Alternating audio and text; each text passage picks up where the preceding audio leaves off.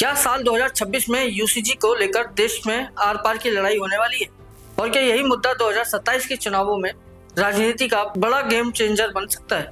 देश की शिक्षा व्यवस्था से जुड़ा एक ऐसा विवाद सामने आया है जिसने दिल्ली से लेकर लखनऊ तक सियासी हलचल मचा दी है। और इस लड़ाई की सबसे तेज आवाज बनकर उभरे हैं नगीना से सांसद चंद्रशेखर आजाद। यूजीसी के नए नियमों को लेकर चंद्रशेखर आजाद ने जो स्टैंड लिया है उसने पूरे राजनीतिक माहौल को गर्मा दिया है। नमस्कार, मैं अनूप सक्सेना और आप देख रहे हैं इंडिया तक टुडे। आज की इस रिपोर्ट में हम समझेंगे यूजीसी विवाद क्या है और क्यों ये मुद्दा आने वाले समय में राजनीति की दिशा बदल सकता है। यूजीसी यानी यूनिवर्सिटी ग्रांट्स कमीशन देश की यूनिवर्सिटियों में वाइस चांसलर और प्रोफेसर की नियुक्ति को लेकर एक नई बहस शुरू हो गई है।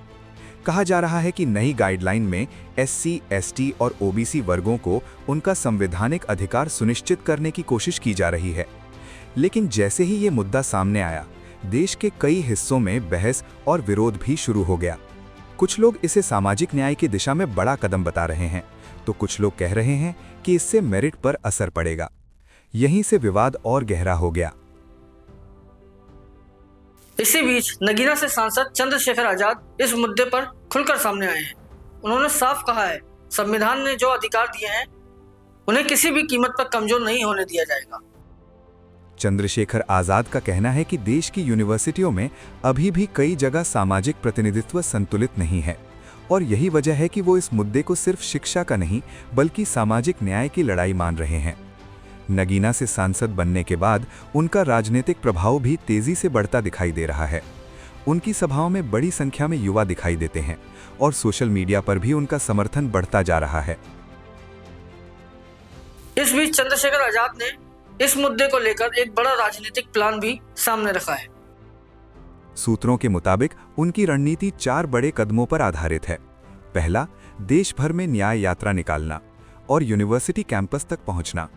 दूसरा, संसद में इस मुद्दे को जोरदार तरीके से उठाना और सरकार से जवाब मांगना। तीसरा, जरूरत पड़ने पर सुप्रीम कोर्ट में कानूनी लड़ाई लड़ना। और चौथा, छात्र शक्ति को संगठित करना, यानी छात्रों को इस मुद्दे पर जागरूक करना और लोकतांत्रिक तरीके से अपनी आवाज उठाने के लिए प्रेरित करना। अब बड़ा सवाल यही है, क्या यह मुद्दा 2027 के चुनाव का बड़ा मुद्दा बन सकता है? क्या शिक्षा और आरक्षण की बहस उत्तर प्रदेश की राजनीति की दिशा बदल सकती है? और क्या चंद्रशेखर आजाद युवाओं और छात्रों के बीच एक नए नेतृत्व के रूप में उभर रहे हैं? फिलहाल इतना तो साफ है कि देश की शिक्षा व्यवस्था और सामाजिक न्याय से जुड़ी ये बहस अब तेजी से राजनीतिक रंग लेती दिखाई दे रही है और इस पूरे मुद्दे में चंद्रशेखर आजाद की आवाज सबसे मुखर बनकर सामने आई है। अब आपकी राय क्या है? क्या यूजीसी के नए नियम लागू होने चाहिए? और क्या चंद्रशेखर आजाद इस मुद्दे पर सही लड़ाई लड़ रहे हैं? कमेंट बॉक्स में अपनी राय जरूर लिखिए। वीडियो पसंद आया हो तो शेयर कीजिए और ऐसे ही मुद्दों के साथ इंडिया तक टुडे को सब्सक्राइब करना मत भूलिए।